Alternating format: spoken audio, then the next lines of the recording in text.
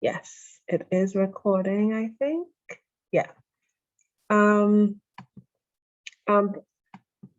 important notes. The first is the thing with the first quiz. Yeah, I can't change it because once Moodle sets things up, so if it were a real exam, it's fair to you in that I can't change anything once people have done the exercise. So there are 113 people who already did it, which is really good, or 113 attempts, but it means I can't change anything. But yes, you should note that, yeah, there were 2 instances where you can use conquest things, and yeah, Moodle just makes you have to choose the same one, like the specific one, which is dumb. But now I know that, so in the next exam, I will not, the next quiz, I won't put anything like that. The second information point is for people who are Erasmus students. I checked with the department because some of you wanted to know if there was a way you can get more credits for the course than are currently available, and that's not possible. That's not something the department offers you. So you just have to do things based on the numbers of credits that the department offers you. So I'm sorry about that. But yeah, that's the rule as it is.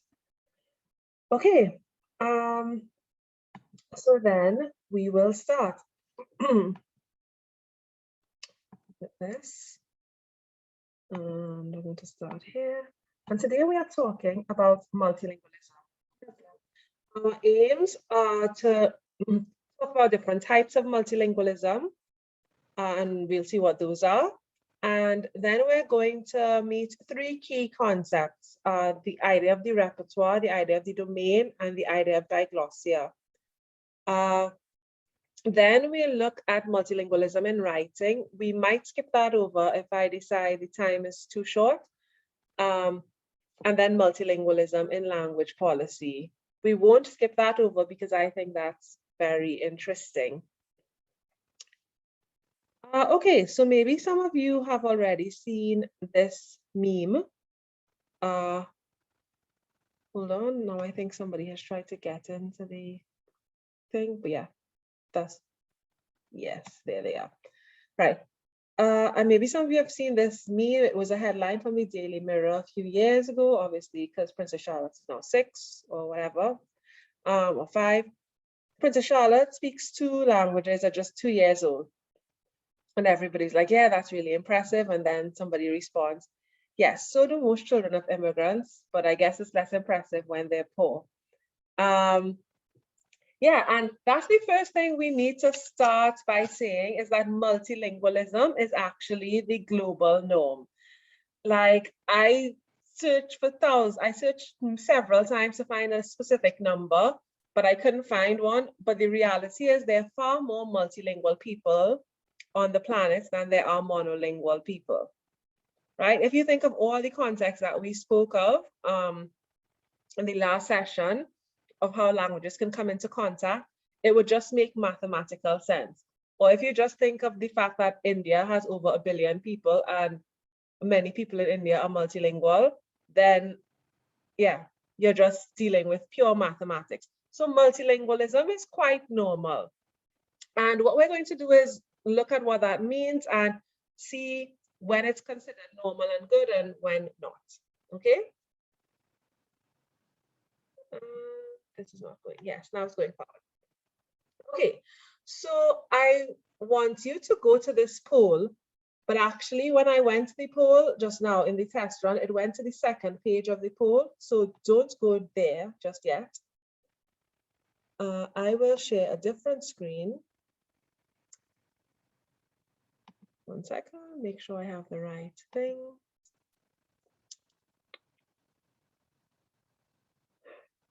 What's that? Okay, so we now want to present this. Escape. And now too many windows open. And now we're going to go to this Mentimeter. We're starting with this one first. So when you hear the term children with a migration background in the German context is fine. What languages do you think the children speak? So you're going to this website, entering this code and writing in your answer.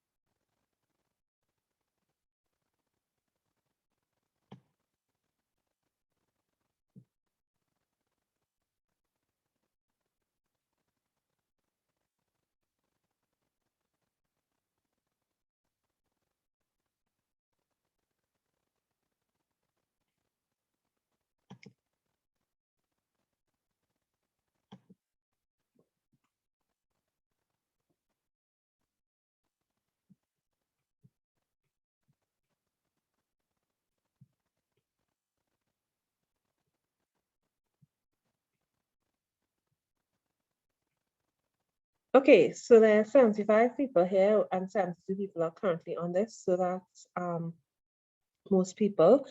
If we look at the languages, we'll see that we have one person that said Spanish, one person that said Portuguese, no, two Spanish, a Portuguese, a French, but then most people said Turkish, Russian, Polish, and Arabic.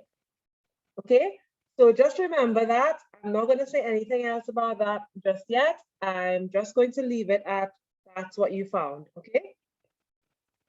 Let's move ahead to the next slide. I'd like you to vote on this, please.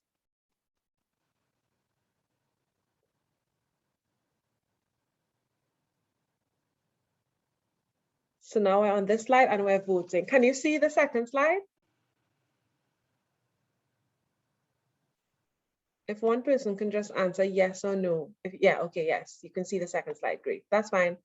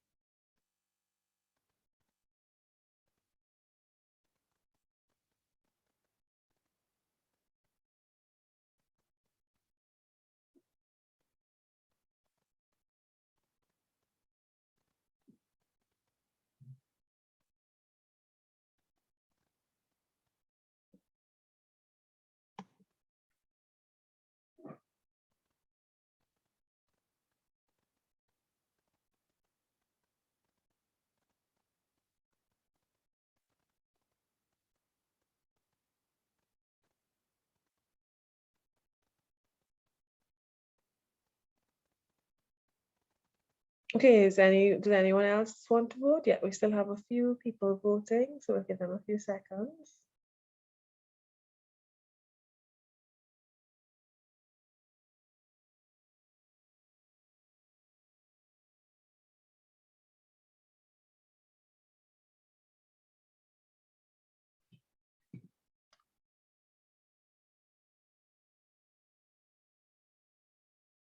Okay, so what you can see is what you think versus, like, you know what you voted, and you can see how the rest of the people in the class voted. This first thing is a popular societal conception. We don't know if it's a misconception, but like a lot of people believe that children who have a migration background will have problems in school because of their home language. And we'll come back to that, not in the context of Germany, but we will come back to this idea in a later on. Almost all of you, well, yeah, most people think it's important to learn a foreign language at school. Only a few people think definitely not or not really. And And then we're going to start by looking at these two numbers. So I think schools should offer Turkish, Arabic, Polish, and Russian. So nobody thinks they shouldn't. Some people are sort of in the middle. And only like 15 people think they should definitely. So yeah, this is your mean. So you're somewhere nearer to strongly agree, but you're not all there. But then if we look at English, French, Latin, Spanish, we have much higher numbers. Okay, so this is like your conception, your opinion on multilingualism in schools in Germany. And bear that in mind as we continue our discovery. Okay, we'll see how it all links. As you saw last week, with things like this, I can actually save the results. So if it's interesting to you at some point, I'll also save the results and upload it. So you have the results just for an idea of what people thought. Okay, so let's move back to this idea then. Okay, so when we, that's what I wanted. Yes. So when we talk about multilingualism, there are two things we can talk about. One is individual multilingualism, or what we normally call bilingualism. And we're not really going to talk very much about that in this course, but we will mention it. And then there's societal multilingualism. So in societal multilingualism, what you have is a society where we have more than one language being spoken. So technically, you can say that's true of all societies, yes? So if you think of London, like London has 7.1 million people and over 300 languages. But if you think of Germany, or if you think especially of the Ruhrgebiet, you could say, okay, we have societal multilingualism because there's German and Turkish and Arabic and Polish and Russian and French and Spanish and Portuguese and all the languages you listed in the migration background question. Okay, so that would be your most normal kind of societal multilingualism. But you can also have societies, and we do also have societies where we have more than one official language. So where multilingualism is regulated by the state. So we have, for example, Canada, and that has two official languages, and that was made official by the Official Languages Act. So their official languages are French and English. And then we have Singapore. So Singapore has 4 official languages: English, Mandarin, Tamil, and Malay. And then we have South Africa. And after apartheid, when they built the new constitution of South Africa, they decided South Africa will have 11 official languages.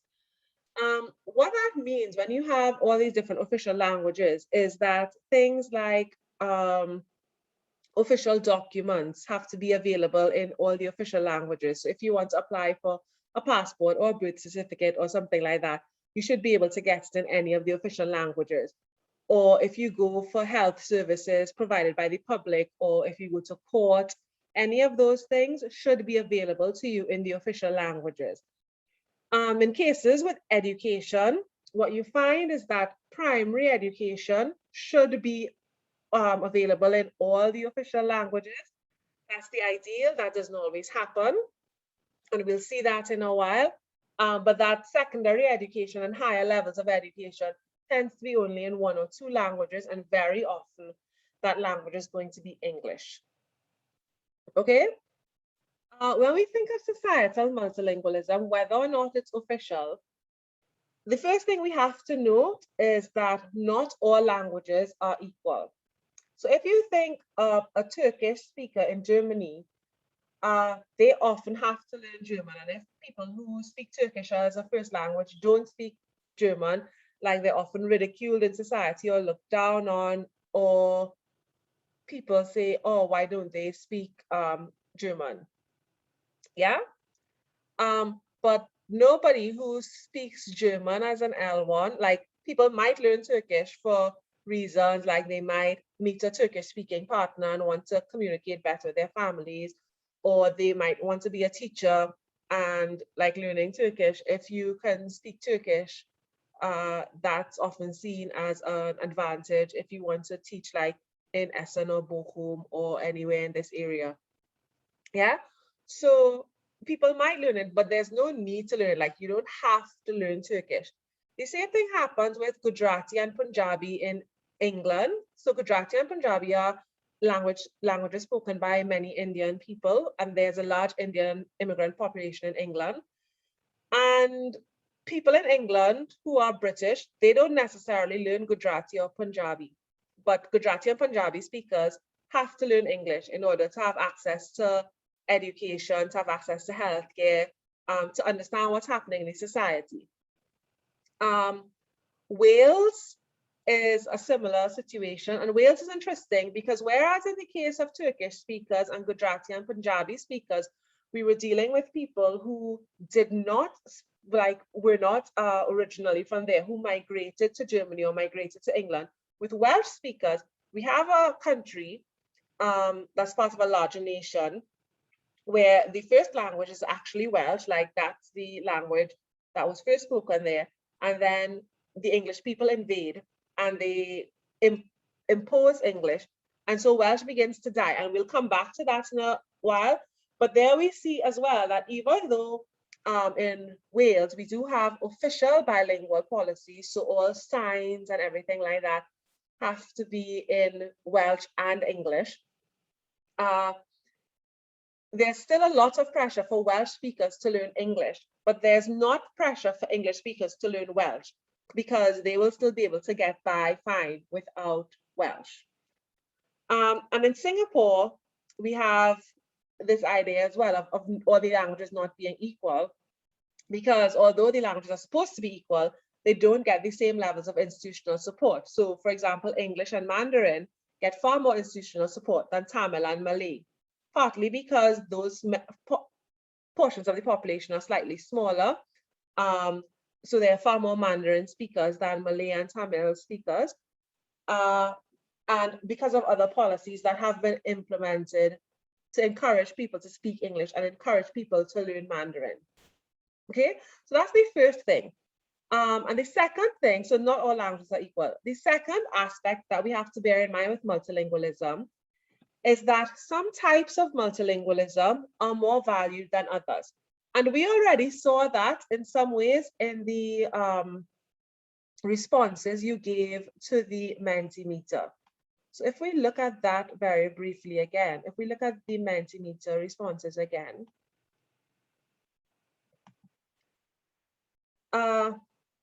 we can kind of see that for this group, this type of multilingualism that involves English, French, Spanish is slightly more highly valued than multilingualism that involves Turkish, Arabic, Polish, and Russian. Okay, so that sort of lets us know that like all forms of multilingualism aren't equal. Okay, and of course there are societal reasons for that, there are economic reasons. Like people might think, okay, learning these languages might have, the yellow languages might have more economic benefits or world benefits. But whatever the reason is, it's very clear that different types of multilingualism are not valued equally. Okay, so it's not just as multilingualism is good, but certain types of multilingualism are good.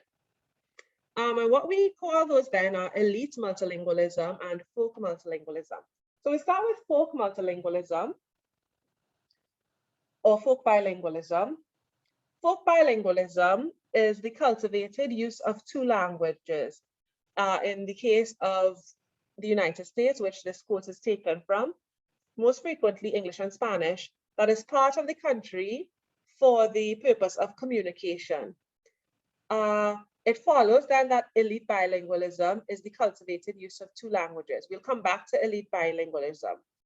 So folk bilingualism, that usually refers to minority groups whose language does not have a high status in the dominant language society in which they reside.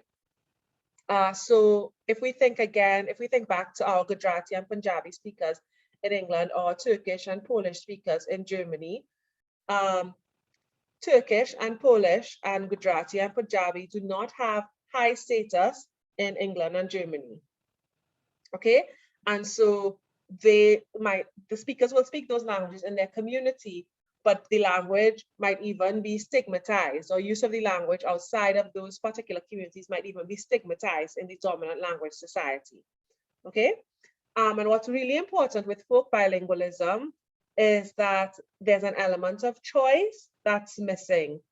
So basically, I mean, people always have some degree of choice, but with folk bilingualism, if you don't learn the dominant language, you become excluded, or you like face a lot of problems.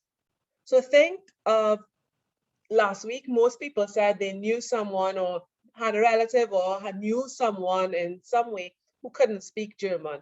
And think of what happens to them in German society. It makes their life very difficult. They might have to find a translator. They might miss important information. They might not understand really important things. They might have problems when it comes to legal issues because they don't have access to that information. Okay, and so in order for their survival, they sort of have to learn German. Or if you think of Gujarati and Punjabi speakers, they have to learn English. Okay, with elite bilingualism, and this is where we come back to Princess Charlotte. Elite bilingualism involves what we could think of as two international languages, right? And it involves middle class and educated speakers. And what's really important as well is often involves some sort of instruction. Okay, whereas in folk bilingualism, there wasn't necessarily instruction in the first language, in the language that's not the dominant language, let's say. In elite bilingualism, there's often instruction in the non-dominant language. And because of this, there's an element of choice. Okay. Oh, that's not good. Hopefully you're still hearing me, because Zoom is telling me you might not be. Okay. And what that means then is that bilingualism and multilingualism is as much about the speakers as much as it is about language.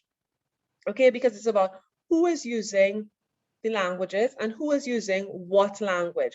And that's why when this person posts, so do most children of immigrants, she's putting like a juxtaposition between Princess Charlotte and children of immigrants. Yeah, so that's why it's about the speakers. Yeah. So I'll give you a second before we move to this. So I know people sometimes need a second just to clear their heads, make sure that you understand things, and then we'll go to another Mentimeter poll.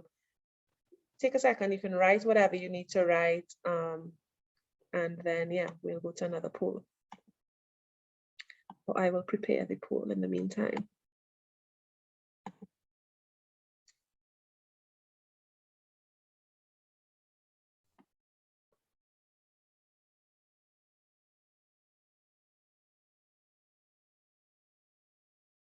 Okay.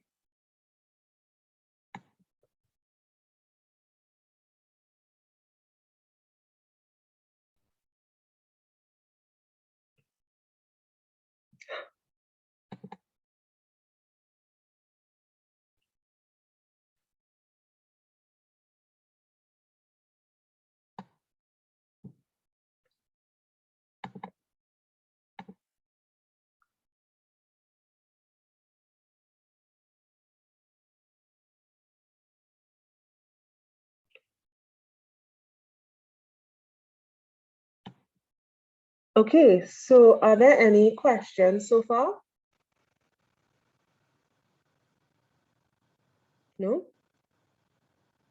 Then let's make that slightly smaller. If you have a question, just start asking it, because I can't always see everyone. So like, I won't think you're a horrible, rude person or something. So we're back to Mentimeter now. And this is what you're voting on. It's a different code.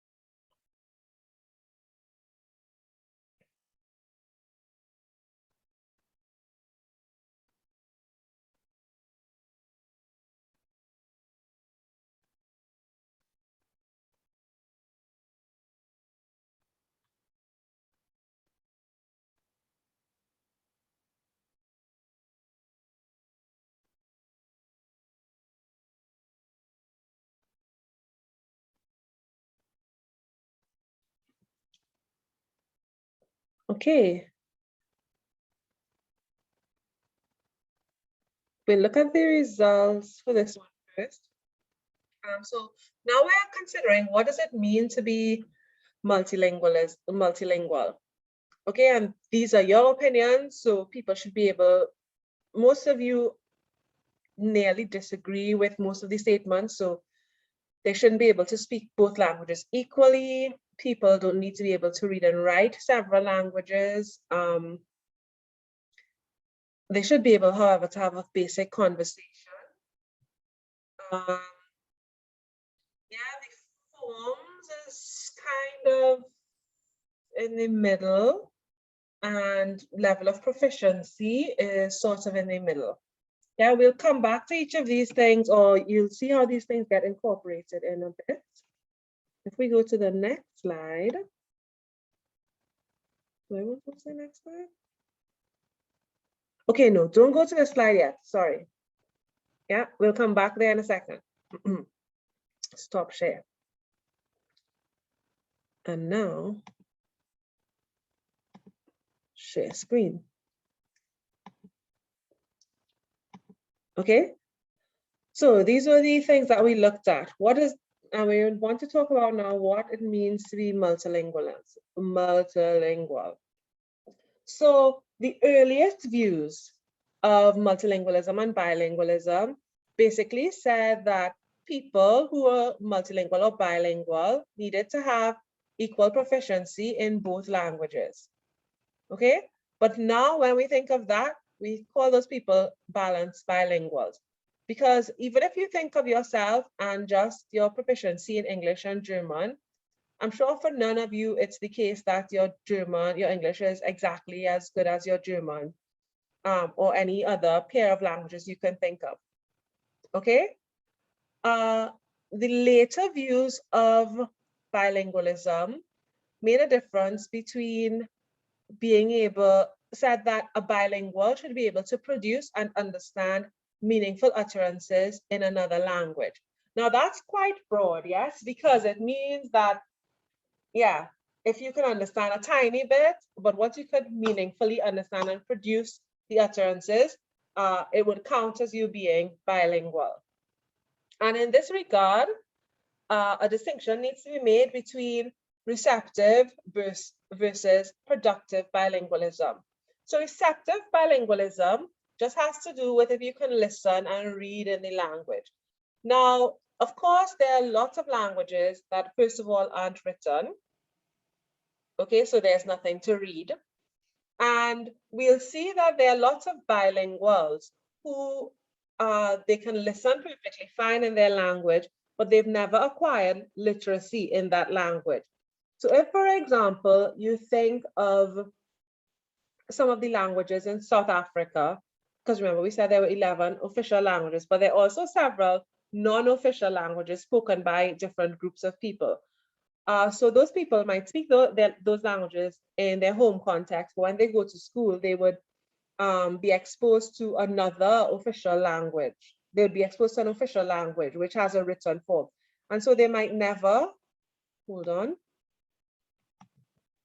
Someone entered the room and now I don't know where she went. She'll have to come back in. Yes. I was talking about South Africa. Yes, so they might never acquire literacy in their language. So when we talk about receptive bilingualism, I think it's really important to note that the listening part is more important for the receptive bilingualism than the reading part, because many languages are not written.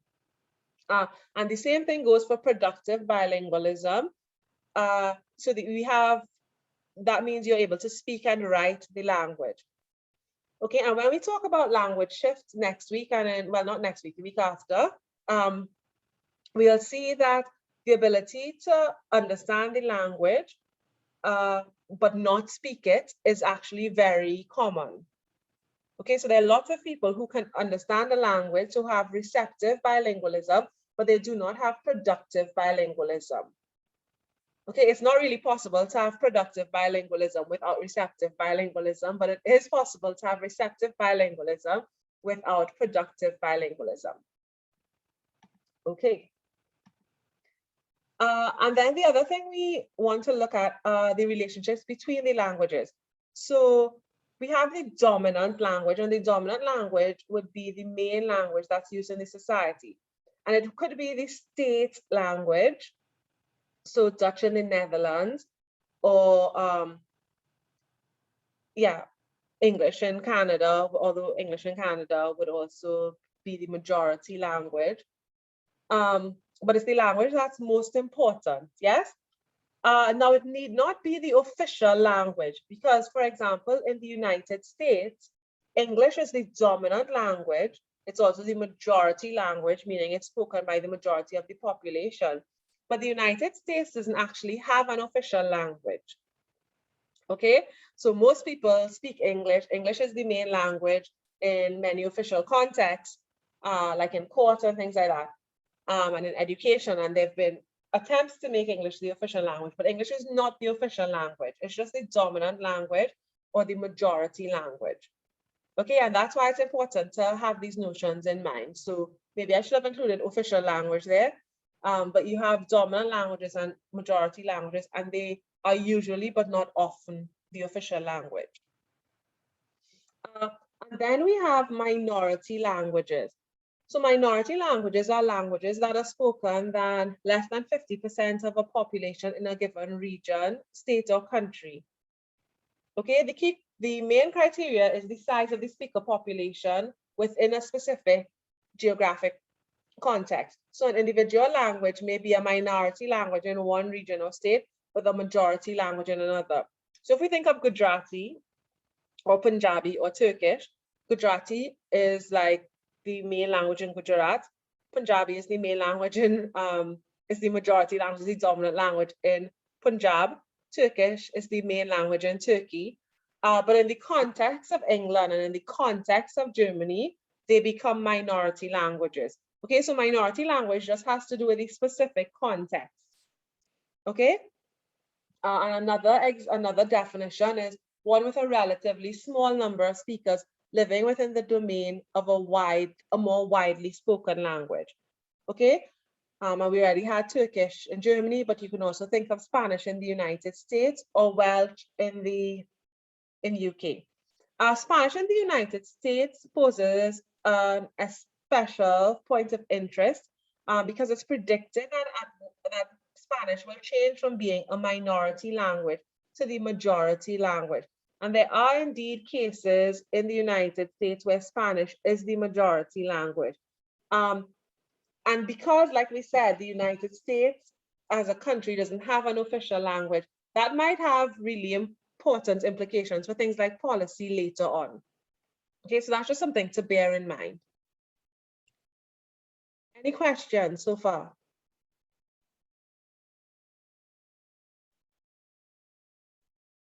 You can also write them in the chat. Blessing? Yeah, concerning the categorization of languages, I have a question. In Nigeria, can you hear me? Sorry. Yeah. Oh, okay, great. In Nigeria, we have 3 native languages that are regarded as the majority languages, and all 500 are minority. However, English is the official language. Now, is it safe to say that English language is the dominant language while we have 3 majority and over 500 minority? Okay, I know you're from Nigeria, but so please don't take this as me telling you about your country. There's one correction to be made though, and that is the 3 languages you're talking about, Hausa, Igbo, and Yoruba. Yeah. They are also official, so they have co-official status with English. Even if they're not used as widely as English in official context, they are co-official with English. And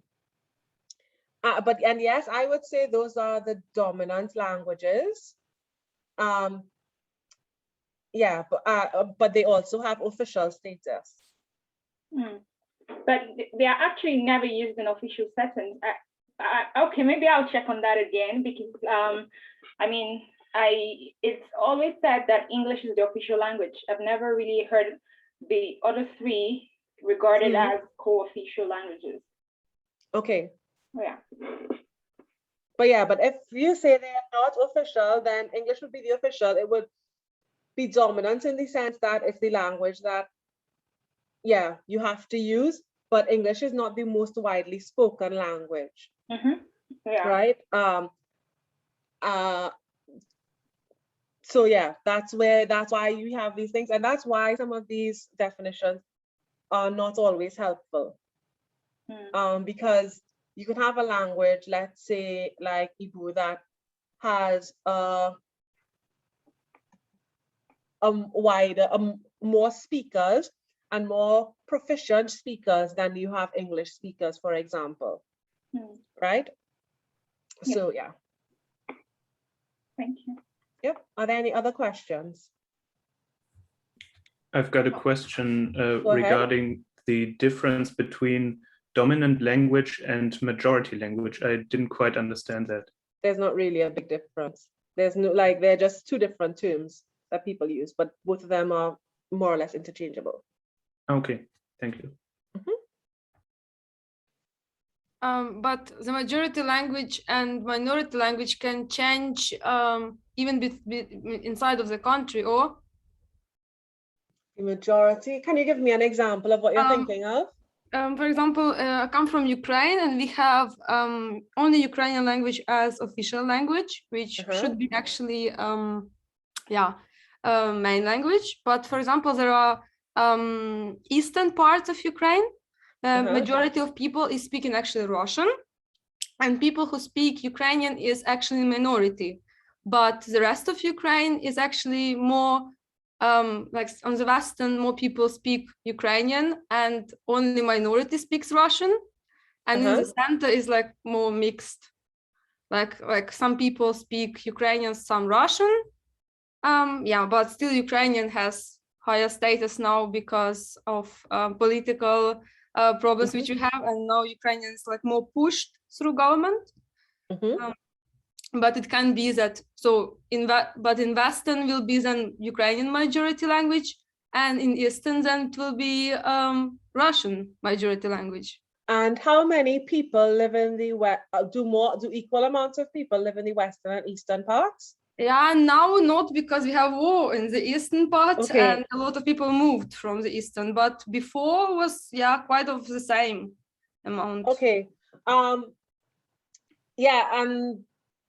what you could have there is a case where you might argue that in Ukraine there isn't a strict majority minority split, where it could be fairly equal, where population dynamics, if we think of what caused language contact last week, we talked about conquest, and war would fall under that, but war will also fall under what we talk about in the next session, which is language shift. So we might see that people from the East who've moved to the West might start speaking Ukraine, or like future generations. We might also, like, that's one thing we would predict. The other thing we would predict is what you've already said, that Ukraine is being more pushed by the government, so that more people start speaking Ukrainian as a form of identity. So yes, theoretically, a country could switch over from being one majority to another minority. But I can't think of any countries where that's happened, but it doesn't mean it can never happen. And it's very likely, like you say, that you can have parts of the country where one language is the majority over the official language, or not the same majority as in other parts of the country. That's completely fine. Yeah, in Ukraine it's a complicated situation, because before the conflict between Ukraine and Russia, a lot of official documents and such official stuff was also in Russian. And I'm, for example, Ukrainian speaking person. I speak both languages, but in my family I speak Ukrainian. Also in the center of Ukraine, I saw it that documents are written in Russian, and this I was not understanding as a child, because actually it's not official language of the country. Yeah. Yeah, no, there can be things like that, and we'll come to that, and we'll see that happens quite frequently. For example, in Britain, you have lots of documents. Part of their policy, for example, is to provide health documents and public information in several of the minority languages because they have such large populations. So all those things are very possible. And they bring us to our next point, unless someone else had another question. Because we have, no, I don't really want to take another question anymore. So it brings us to one of the most important points when we talk about multilingualism, and that is the idea of repertoire. So if you play the piano or any instrument, or sing in a choir or something, you know, your repertoire is everything you know, all the things you know how to play. Yes. And when we think of linguistic repertoire, we think of the totality of linguistic resources, including things like variables, or invariant forms, anything like that, that are available to members of a particular community. You can also have repertoire in terms of languages. Okay, so your linguistic repertoire would include all the languages that you have access to. Repertoires are hybrid, translingual, plural, and unstable. And I want to look at that in several points. So hybrid, meaning it's made up of several parts, and translingual, meaning there's several languages. But when you look at these two things together, what it means is that, or when you look at these things in relation to unstable, what it means is that you can have, a bit of this, a bit of, it changes over time. So your repertoire, if you think of the languages you know now, or think of your parents and grandparents, or think of what your colleague just said with Ukraine, we have this idea of the repertoire becoming unstable. So the status of things changing, the number of speakers changing, how much people know of a language changing, how many speakers there are changing, how many things one person knows changing. All those things add to the plurality and the instability of the notion of repertoires. Repertoires develop over time, and they're part of our language biography. And the role of different languages in your repertoire can change over time. So imagine you go to South Africa for a year. You might speak a lot of English, but you might also learn Xhosa. And if you then leave and never return, whatever you learned of Xhosa will be part of your repertoire, but it won't be part of your active repertoire, and you might lose bits of it. Okay, I mean, you could also think of it like you learned French in school, and that was until the 10th grade, and then you stopped learning French.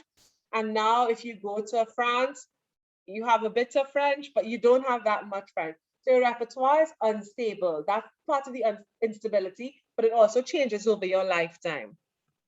Okay, what I would like to play for you now is two excerpts from a video that I used in my research, where I looked at the language repertoires of Syrian refugees in Essen and Bochum. So what you're going to see is two small, two very short videos looking at their repertoires. Okay? Okay, good, we're still recording. Share screen. We want. It's one video, but two clips. Sorry.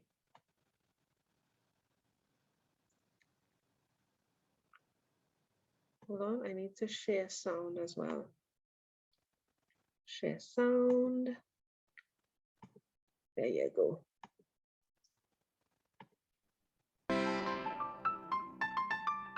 Ich heiße Iman Zeytoun, ich komme aus Syrien, ich bin 32 Jahre alt und ich bin Englischlehrerin von Beruf. Und ich bin in Deutschland seit fast 2 Jahren. My name is Raven Suleiman. Ich komme aus Syrien. Meine Muttersprache ist Kurdisch. Ich kann sprechen auch gut Arabisch, ein bisschen Englisch und ein bisschen Deutsch.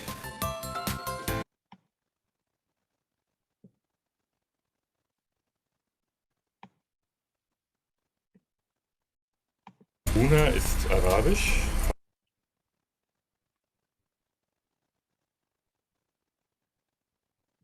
Muttersprache ist Arabisch. So, ich kann Englisch, Deutsch. Ja, ein bisschen. Meine Familie, Freunde. All my friends, Okay. yeah, they are Kurdish. At home we are speaking Kurdish. It's Kurdish more than Arabic. Friend too, yeah, because we are living in Syria and all my neighbors, Arabic, Arab, Kurdish, Christian, and we have the languages. With my family, yeah. Yeah, German friends and in Facebook sometimes with friends. Yeah, we're speaking English. Sometimes Turkish too. With a friend. Arabisch, Französisch, Englisch, Deutsch. Ich genieße. Okay, yeah, so that was just to give you an idea then of, yeah, what language repertoires look like, yeah? You've heard from that, the different languages that people are speaking. So yeah, that was just a reminder for me to know where to go from. So we had Syrian, Arabic, we had French, English, Greek, Turkish, German. And all those languages are spoken by the different refugees who settle, in Essen and Bochum. But what I actually found in my research when I interviewed the refugees is that they didn't actually speak all the languages with the same level of proficiency, okay?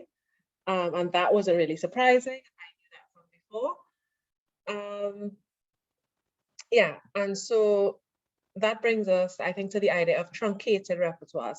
If you look at the bottom of the slide, you'll see the definition. So truncated repertoires the idea was developed by Jan Blomert in 2010.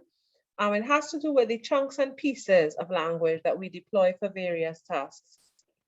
Okay, and what using truncated repertoires basically means is that, or tells us, is that language use is specific in nature. So we don't use all our languages for the same things. And because of that, we have different levels of proficiencies in our different languages. What's really important is that proficiency is not necessarily a matter of order of learning when we talk about truncated repertoires. So for example, if I think of my personal language use, I learned Spanish and French long before I learned German. But my German is much better than my Spanish and French, like by far. Okay. But at the same time, I can't do all the same things at the same level in all my languages. So for example, I cannot write an academic paper to be published in a journal in German. That's just not something I can do, but I can do that in English. When I was an undergraduate, I studied with a young woman who came from Afghanistan, and her family spoke Farsi and Pashto. But she couldn't speak Farsi and Pashto. She could use Farsi and Pashto to talk about academic things. So she can talk about university, she can study for exams or things like that in Farsi and Pashto. She had to use English. Okay, so and this is what we mean by repertoires. And repertoires can be even, like those are still quite expanded repertoires. Repertoires can be even smaller things. So if, for example, you go to an atelier and to get your clothes repaired and the person there speaks, hold on, we have something in the chat and I don't know if it's, okay, yeah, no problem. Yeah. So yes, if you go to an atelier and the person there only speaks, I don't know, Russian, and when you go there, so you know how to say things like, I would like to have this button repaired, or I would like to have this zip, or I would like to have this, yeah, whatever, repaired. That will be part of your truncated repertoire, even if the only thing you can talk about in Russian are sewing related terms, okay? That's how truncated repertoires work. So now I want you to think of the languages in your repertoire. We actually spoke about the languages you can speak last week. And I want you to think of what context you use each language in. So again, I have another Mentimeter. I'm going to stop there. That's the last, it might be the last, yeah, that's the last one for today. Okay, Professor, I have a question. Sorry. Yeah, go ahead. Okay, so I didn't quite understand that. Why can't you write a paper, an academic paper in the German language? I'm just not able to. Oh, okay, thank you. Okay. I mean, a person could do that. I just can't. Yeah. Okay, now I understand. Yeah. That's what I mean by the repertoire being truncated. Okay, yeah. Thank you. So this is the Mentimeter code coming up here now. It's the same code as the second time, but it's coming up again.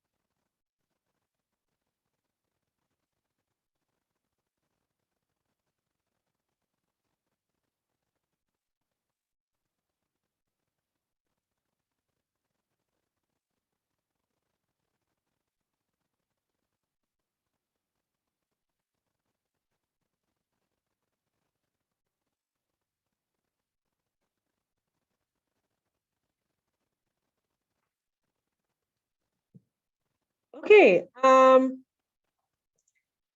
If I just want to point everyone to this answer here, I understand Dutch cycling TV. That would be a great example of a truncated repertoire because it's really specific, yeah? Dutch cycling TV. That's a great example of a truncated repertoire. Why can't I go back? Let's try that. No, that's not what I wanted. And then there was another one. What is life right now? Okay. There was another answer that I saw that I wanted to bring everyone's attention to. Blah, blah. Okay, I need everyone to stop writing now. Press enter to pause scroll. Okay. Enter. Now I want to do this.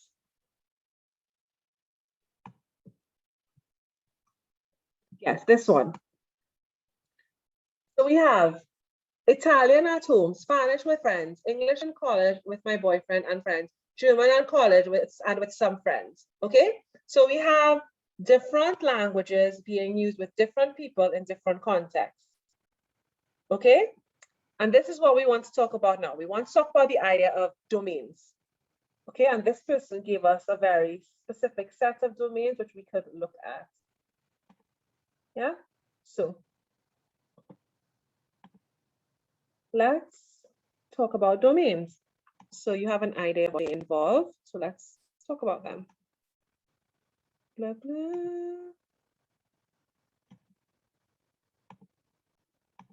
That was the last pool. So domain, when we talk about domains are an abstraction referring to a sphere of activity representing a combination of specific times. So a time would be, when I'm doing this thing. Settings would be things like at home, at university, and role relationships with my family, with my friends, with online friends. Okay, so that's the definition of domain. When we think of domain, we have several main domains. So we have family, friendship, religion, employment, and education. And these were developed by Fishman and his colleagues in the 1970s. So you don't have to go back to the Mentimeter, but if you were to think now strictly in terms of these domains, you might find that, okay, the things you wrote match perfectly. But you might find, okay, I use different languages in each one of these. And these were the main domains. Of course, we might now say, well, there's online, but online still fits in normally with one of these things here, like family, friendship, religion, employment, education. Okay. When we have domains, what happens is that, or when we have multilingualism or bilingualism happening in a society, what we often have is that something called a diglossia will develop. Now, the idea of diglossia was first developed by Ferguson in 1959. And if you look at the word, there are two parts, so two, glossia, language. And so diglossia is a form of societal bilingualism in which two varieties of language are functionally compartmentalized. And one language is the H variety, and the H variety or the high variety would be the variety they use in official settings like education, government, the media, newspapers, writing. That would be your H variety. And the lower variety would be the variety that people normally use with family, friends, things like that in informal settings. Okay, so that's how diglossia works. You have two languages or two varieties of the same language, but they have very clear functional roles. We have H variety and an L variety. The classic example for diglossia is French in Haiti and French Creole or Creole. So French in Haiti is the H variety. So that's what you will find for all the policy documents and any government things. But most people on the streets, when you go walking about, will speak Creole. And that's the example that Ferguson does his study with. But you also have the idea of Arabic in Egypt, for example. So we have the local variety of Arabic would be the L variety, and the standard Arabic would be H. And you could basically do this in any society once you can identify clear varieties that you can divide into two. There's another related notion called polyglossia, which basically says, okay, so there's diglossia, but sometimes you have more than two languages, and they exist in different relationships to each other. So for example, what Blessing said earlier on with the with Nigeria, that might be a good example of a place that could possibly have polyglossia, because we would have an HH, like a very high H, the English, but then we would have these sorts of intermediary, at the intermediary level with the pidgin, not the pigeons, with the Yoruba, Igbo, and Hausa. And then you would have the local languages as the L's, right? The 500 indigenous languages would be your L varieties. Okay, and each of those, but they're always in relation to something else. Okay, so that would be a good example for polyglossia. The important thing with H and L is that they exist in different domains and typically they don't overlap. Now, this would be the ideal situation. Of course, people might overlap because if you think of it, a politician might want to use the L variety to show that they're really down to earth and like get people to vote for them or something like that. Okay. So for example, you would have the high variety being used for religious service, instructions to waiters. Yeah, no, this would definitely be the other way around. No, it shouldn't. Yeah, so these are some situations here, but I mean, I would disagree with this. So for example, I would say a university lecture should be with the H variety, not with the L, and conversations with friend, family, and colleagues would be L. Okay, so so if you want to make a change to this table, I'll just highlight it for you where I think it's probably the copy and paste mechanism went wrong, to be honest. I would change, ooh, that's horrible. I would change this and this around, yeah? So I would say the university lecture would have H. Let's change to a nice pen so we can see this should be H. And because, yeah, conversation with family, friends, and colleagues, that would definitely be low. Yeah, because that's like your most informal setting. Also, newspaper editorial or news story, I would argue that those would be, yeah, I would think radio broadcast, because that normally applies to broadcast news, and newspaper editorial or newspaper story. Those would be also, I would change those to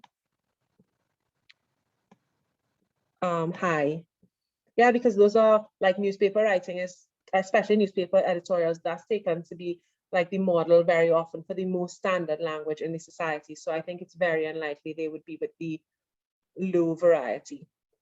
And similarly, for personal letter, I would change that to the low variety, assuming there's a written form available. Yeah, because remember we said that some languages don't have a written form and they would then be the low variety sort of automatically. So then you couldn't do a personal letter, but I think generally we would have that there. Any questions about the changes I made?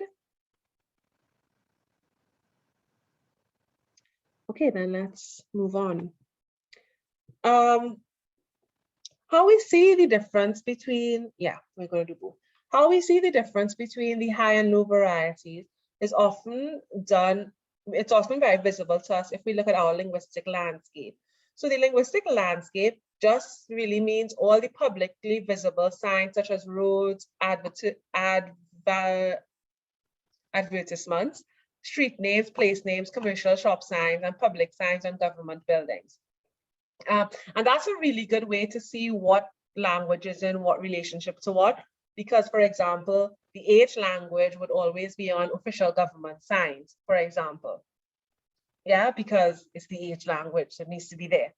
And the L language might not appear there at all. But that's not the only reason we can do linguistic landscapes or do linguistic landscaping. Linguistic landscaping is actually really good because it can tell us about the languages spoken in a community and the relationships between those languages by looking at how visible and salient the languages are. So what I had intended to do, but I didn't find anything very interesting on my street, was take some pictures of the area around me. But I'm sure in your own lives, if you go to especially city centers, you'll see lots of different signs. And some of those signs, yes, are in German, but some are not in German. Some are in English, some are in French, some have bits of Arabic, some have bits of Turkish, some have bits of Chinese with a completely different script. And you might see them in different places. And what that gives you then is an idea. So the fact that I couldn't find anything interesting around me means that the place, like the street on which I live, is mostly German speaking. So even though I live on the streets, and like my neighbor is American, and another neighbor is Polish, we're clearly not numerically important enough that we have signs anywhere. Okay, so it gives but it still gives an idea of the languages spoken by the community. Okay, and the fact that our languages are invisible means that, yeah, we're not numerically very important, but in other parts of Essen, those languages might be present. And that will show that, yeah, okay, these languages, the speakers of those languages are more visible in the community, or are more present in the community. And because of this, when we look at signs, we can have a top-down or official signs approach, which would be signs that are issued by public authorities. So for example, you have signs by governments, by municipalities or public agencies. And then we can have bottom-up or non-official signs issued by autonomous individuals or firms acting within the limits authorized by official regulations. So last semester, I actually did, or the semester before, it doesn't matter, a small study with some master's students on linguistic landscapes in Essen, Bochum, and Dortmund. And what they found was really interesting. Like the bottom-up non-official signs, there were far more languages. So you would find English, you would find Turkish, you would find Russian, you'd find Polish, you'd find all those in the bottom-up and non-official signs. But you wouldn't find any of those languages in the top-down official signs. The top-down signs were only available in English, in German, and sometimes English. And that was really interesting because it meant that parts of the society didn't have access to information, like people who were living in areas where there were lots of bottom-up non-official signs that weren't in German. They weren't getting access to those to that data. And you might think, okay, yeah, that's something everybody knows, or it's not really interesting. But it was actually really interesting because that was something we became aware of. Yeah, okay, so there's no information on public transport, or there's no information on doctors in these other languages. And then we noticed, or what I noticed afterwards, is when I looked at exactly the neighborhoods the students had gone into, and I started listening on the news, and they were saying, oh, these neighborhoods, those are the neighborhoods with the lowest vaccine quotas. And then they started saying on the news, oh, those are the neighborhoods where there wasn't enough information available in those languages. So people weren't getting vaccinated because they didn't actually have information available to them. So you sort of realize, well, this is actually important because we have to have an idea of what's visible in our society and what needs to be more visible. Okay? Questions about, well, no, hold on, I have an example for linguistic landscaping, if my thing will let me go. So a really nice example for linguistic landscaping that I found was from a study on the Chinese Olympic Village signs. So I thought it was really funny, actually, I'm not gonna lie. There were lots of monolingual signs there, but the monolingual signs were intended only for Chinese people. And so they were telling them, like, be nice to visitors, or please be well behaved, right? So like, if you look at the one that says photograph 11 on the, hold on the right-hand side of your screen, it says a publicity signboard promoting civilized practices in a Tiananmen bus stop. Yeah, and that was meant just for Chinese people, because we know that because most of the athletes who went to China for the Olympics, they would not have been able to read that, like read the signs. But what's also important when I read the article that gave insight into this was that, so by Zhang, these signs were written in a sort of simplified Chinese script, so not the most complicated, so that everybody in China could have access to them, okay? And then we have signs that were in Chinese and in English, and those were signs that with information for the volunteers, or for the athletes. So things like how you get to the bus stop. So here you have information services, emergency services, translation services. All those things tended to be bilingual. Okay, so you see then, like, that's again why the linguistic landscape is important, because it's kind of letting you, okay, what languages are expected and what types of information are available in different languages. Questions on linguistic landscaping as one aspect of, yeah, multilingualism.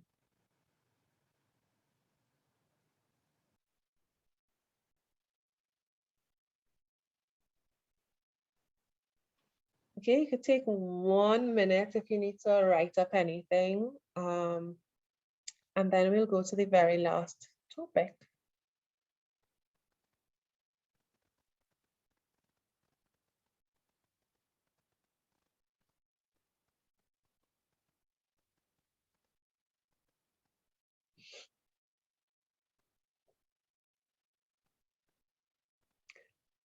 Okay, I think that was a minute, I didn't really count.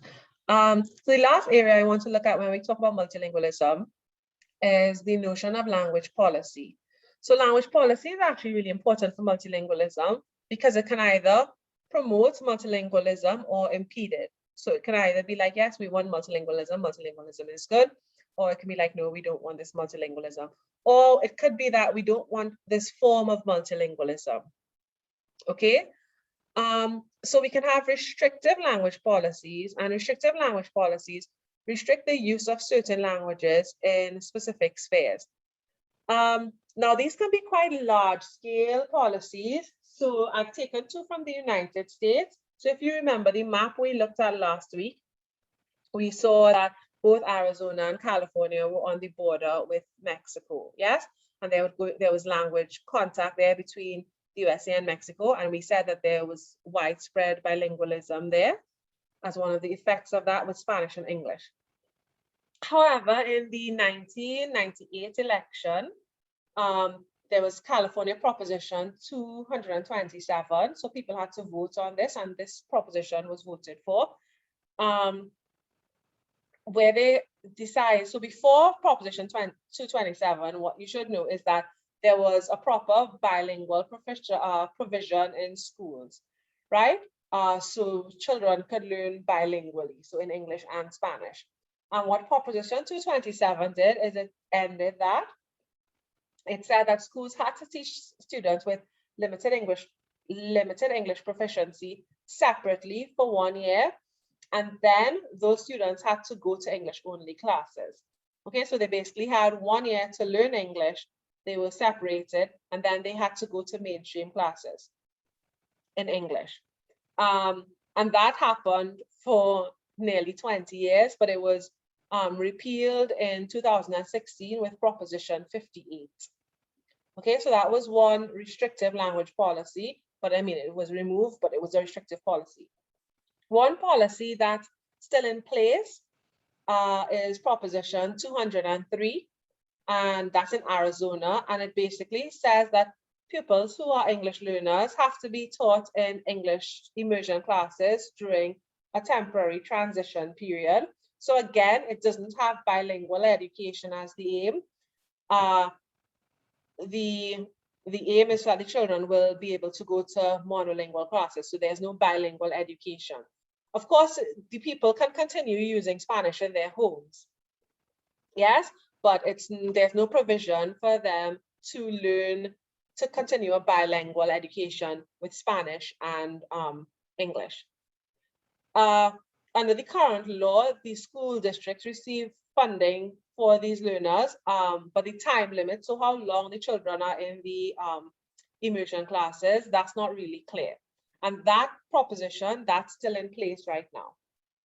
Okay, now restrictive language policies often have to do with education, because education is one of the areas where we can control people's language use most. But it can also do with things where there's no translation provision, for example, because if we have no translation provision, or if documents aren't made available in different languages, well, then people can only do things in one language. So it means that multilingualism is being restricted. Okay. So like I said, you can have governments and politics, but you can also have public information. I just said that. But it can also be restricted policies can also be present in public attitudes. So for example, when people say, okay, well, why don't they just learn English? Why don't all immigrants should learn English, or all immigrants should learn German? That's also a restricted policy, because you're trying to restrict what people speak in the public sphere. Okay, it's not like an overt policy, and it's not something that people can implement. People try to implement it, but it's not really possible. But you still have public attitudes that say, okay, speak English. And in the history of humanity, this has actually been very, like, these types of policies that are linked to education, but also carry over into the public sphere, have been very normal. Like, we can think of them now, even today in our contemporary society. Okay. No, I wanted to point out one other policy here that's not on the slide. That is something called the Welsh Not policy. The Welsh Not policy was designed to limit multilingualism in Wales. And basically what happened then was, it again happened with school children. So when the children went to school, they were not allowed to speak Welsh.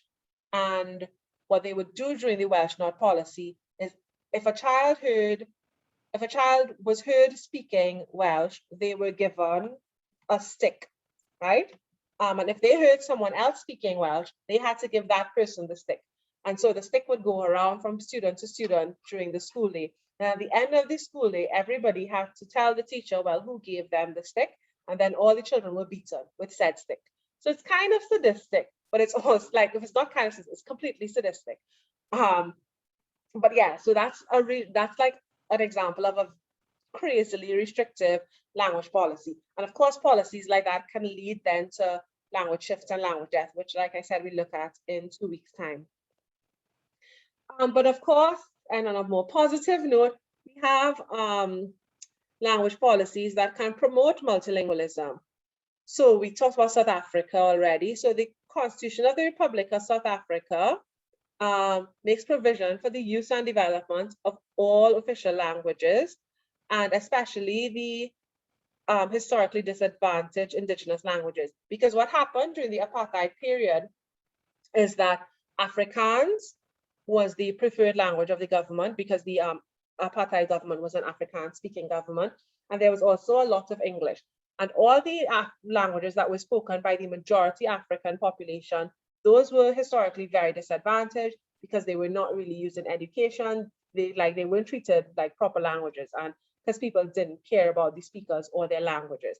And so one thing that the post-apartheid constitution tried to implement is that all these languages could be developed and the speakers could use them, particularly in education.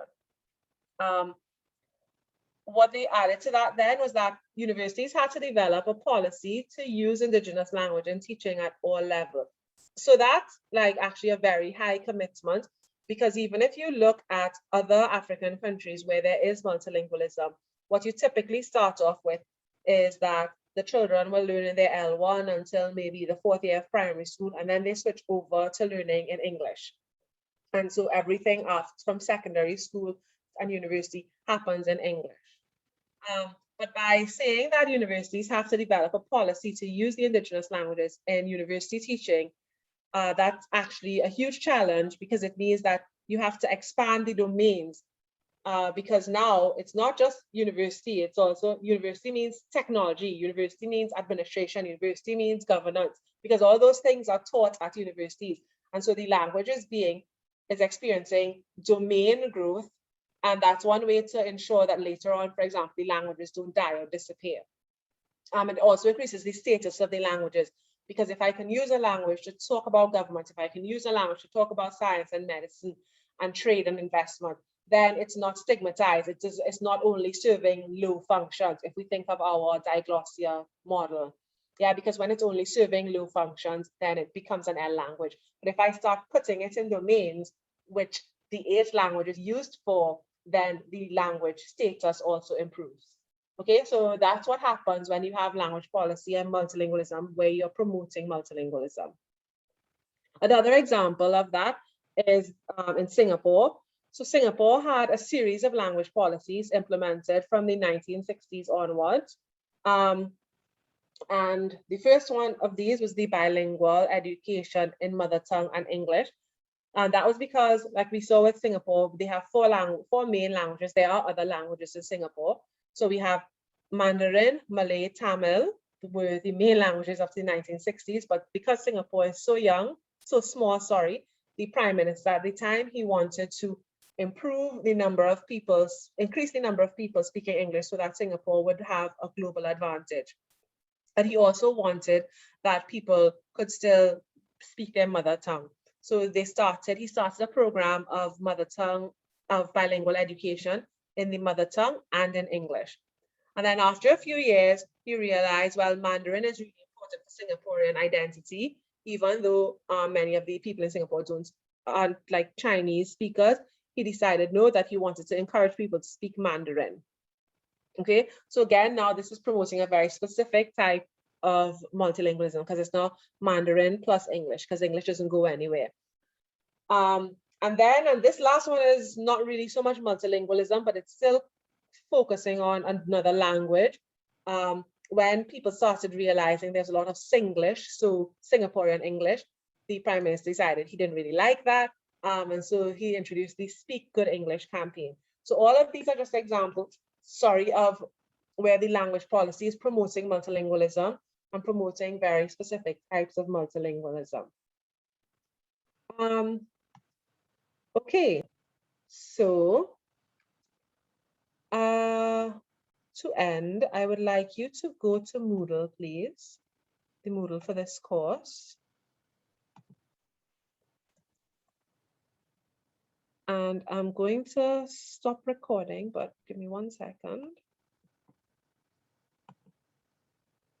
So people who are recording, you can see this activity. If you go to Moodle and you go to lecture 2, you will see an Etherpad that's called Large Summary of Lecture. If you open that, and instead of me saying what the summary is, I would like you to write whatever you remember, so that at the end of it, everybody has like collective notes.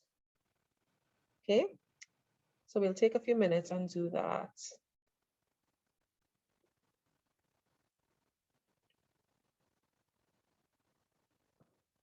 And if everyone, you can just write whatever you remember, 1 thing, 2 things, it doesn't matter.